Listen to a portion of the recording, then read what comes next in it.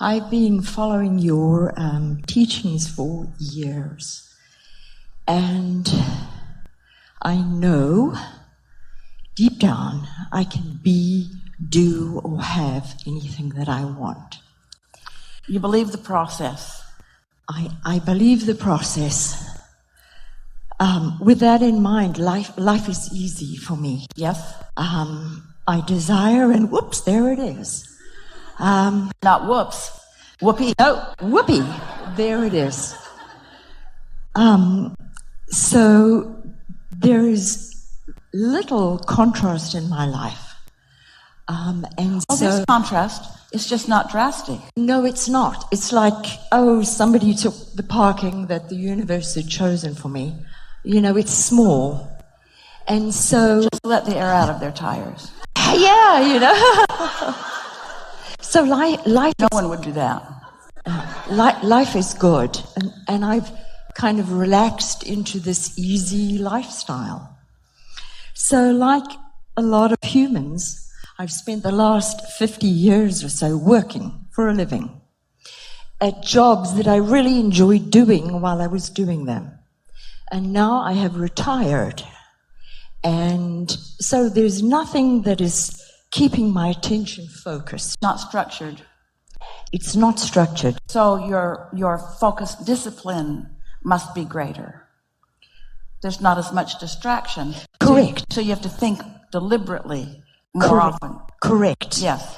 So I've already decided I want another 25 years of life.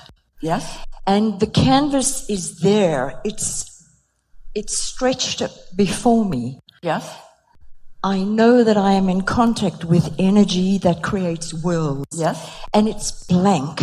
I don't know what I want. Well, it's not blank. The vortex is full of it. But you have not, you can't see it yet because you think it's blank. In other words, it's not laid out for you like the responsibilities of your occupation or the responsibilities of raising a family or.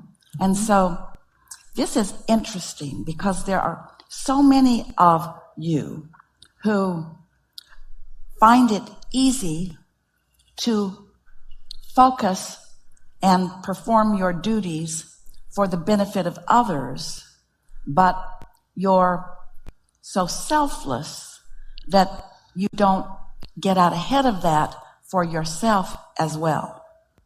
So this is the reason that we've been describing the way the universe works with such steady precision.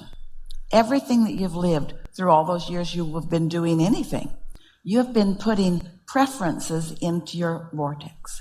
Now, some of those preferences, it wasn't the right timing, but the thing that we want you to focus on with us right here and now is that each and every preference, especially those that you've been adding recently about wanting more attention, wanting to feel more calling, wanting to feel more sure of what you're doing, wanting to be able to see it so that it doesn't feel blank. Those, I know what I don't want, I know what I do want, they are strong and active in your swirling, attraction-based vortex, and your inner being is all over that. So this is the phrase that we want you to focus upon. Cooperative components. I put a whole lot in there, and as those components cooperate with each other, they take on a new look, they take on a new form, they take on a new energy, they take on a new frequency, they take on a new momentum. In other words, they almost, this is not accurate, but for the sake of this conversation, maybe it's easier for you to all hear it this way. Your vortex has almost outgrown you. That's why you can't see it, because it is pure positive energy based. There's no resistance whatsoever in it. So when you say, I know that I can be or do or have anything that I desire, that's in perfect alignment with what the vibration of your vortex and what your inner being knows. But when you say, but I need to know what it is before I let myself see it, then you are the one that are putting a sort of veil between you and it, and that's why you call it blank. Let's call it instead, let's call it general. It's not quite come into view for me. Esther's been having so many experiences recently, mostly since the pandemic, because there have been so many things that aren't quite structured for her like they have been. In other words, she's like you. She's wanting and needing and wanting and needing to focus more deliberately. And she's discovered that it takes more concentration and focus when you're by yourself and you're not rendezvousing with anyone today, to stay focused upon the things that are a vibrational match to who you are and what you want.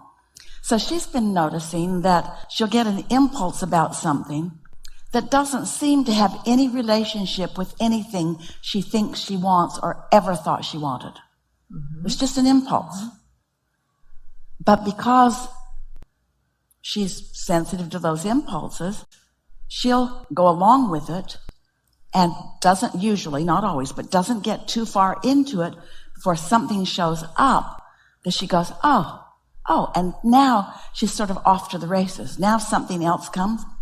And you know how when you awaken from you've been dreaming, but you can't remember what the dream was. And then something happens. Your inner being usually guides you to something that causes a trigger point and you remember. And then as soon as you get a little piece of the tail of that dream, more and more and more of it comes until you can remember the whole dream. Have you ever had that experience? So this is what happens with your vortex. Once you get close enough that you get just a little piece of it, then it begins to come fuller and fuller and fuller into view.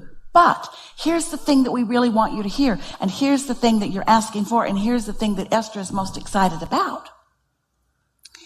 You don't have to know it before you see it. It can show itself to you and you'll recognize it. You don't have to say, I want it to be this. Oh, there it is. And I want it to be this. Oh, there it is. You can say, I want it to feel like this. I want it to feel like fun. I want it to feel like clarity. I want it to feel like something I really want to do. And then when you see it, you know it. You're ravenous for it. Wild horses couldn't keep you from moving in the direction of that. So just relax and know that that's what's on your doorstep. That's what's going to be coming. And, but it takes for someone like you. You're like Esther. And we know this for sure about you. You've been practical and a facilitator and an organized person and a director. And so what we've encouraged Esther to begin saying, what I mostly am is a pointer. I'm a pointer. I like that. I like that. And not with the attitude of, I like that. I'd like to put that in my vortex and I'd like to put that in my vortex. That's not what, that's too involved in your own business. That's you getting in your own way. I like that because it's beautiful, and I like that because it tastes good, and I like that because it's funny, and I like that because it's interesting, and I like that because it's beautiful, and I like that because it feels good, and I like that because it feels good on my face, and I like this shower, and I like this jacuzzi, and I like this swimming pool, and I like these shoes, and I like this, and I like this, and I like this, and I like this, and I like this. And the more of those things that you're pointing at, I like that, I like that, I like that. What it does is it activates everything in your vortex that has anything to do with any of those things, and it begins to swirl in a way that then you begin to get called in a stronger way. Momentum is the name of the game. First, focus feeling, then recognized thought, just a little piece of the tail of it, and then off you go. Then off you go. Do you accept that your vortex exists? Oh, sure. And do you know that there are all kinds of things in it that you put in that you might remember individually putting them in? But we're not advocates of trying to remember what you lived that caused you to put things in, because most of what you lived that caused you to put things in the vortex are things that you're not wanting to live. That's the contrast that your inner being left completely behind. So the reason you don't recognize it is because, like when you have what you call your death experience, there's no death, but when you reemerge into non-physical, just like that, your vortex is the positive contents of the life that you've lived.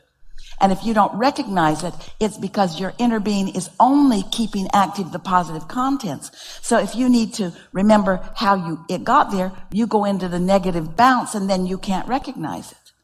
So that's why you've got to seek the contents of your vortex in general terms.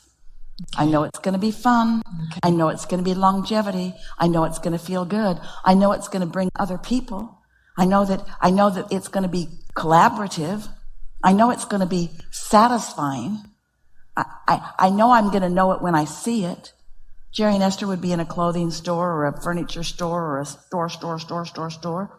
Esther's favorite thing, she dragged Jerry into everything she could yank him loose into. And they would always say, "Can I help you find something?" And Jerry's response was always, "We're just looking for something to want." Ah, okay. We're just looking for something to want. And the people in the stores would look at him like, "You're weird." And Esther would look back and she'd say, He is. He's wanting to find something to want. Well, that's kind of what you're saying. Mm-hmm. I'm wanting to find something to want, but I can't see it. Yes, you can. It feels like fun. It feels like fun. It feels free. When Esther hit the first pavement getting off at the first port on this cruise, she could hardly catch her breath. Her feeling of enthusiasm was so high. She did not realize how much she's been putting in her vortex that was there waiting for her. Every texture of every street and every face and everything about it. She said to her friends that she was with, "I feel almost manic. It's coming so fast. There's so much. I feel so high." She didn't appear normal in the world, but who would want to? Helpful? Very helpful. Now, Thank you. don't compare yourself to Esther. She's weird. She's weird and she's out there. Yeah. She's out there. But you're right there. You're right there. My desire at the end, I have this big general desire. And the desire is that when I croak and when the inner being and I join together again, we look back and we say it was a great innings and the 25 years at the end was the best ever. However, we're going to clarify something for you. Your inner being wants us to. Your inner being never looks back because you never stop being in the now. This life experience is not something to be measured and then judged. There's no looking back. There's just now. And when you realize that that's the difference, that's the primary difference between the physical you and the non-physical you. Your inner being is not looking back in any form of justification of where you stand. Your inner being is just always 100% of the time reveling in where you stand. And so when you said, when I reemerge into non-physical and I join my inner being, you don't have to wait until you reemerge into non-physical to join your inner being. Every time you're in a place of joy or fun or appreciation or love, you are in complete blending with your inner being. Here and now, where you can savor it and translate it through physical senses. That's why Ketchikan felt so good to Esther, because she was tuned in, tapped in, turned on, and savoring through her physical senses. And everything was incredibly magnificent. Everything.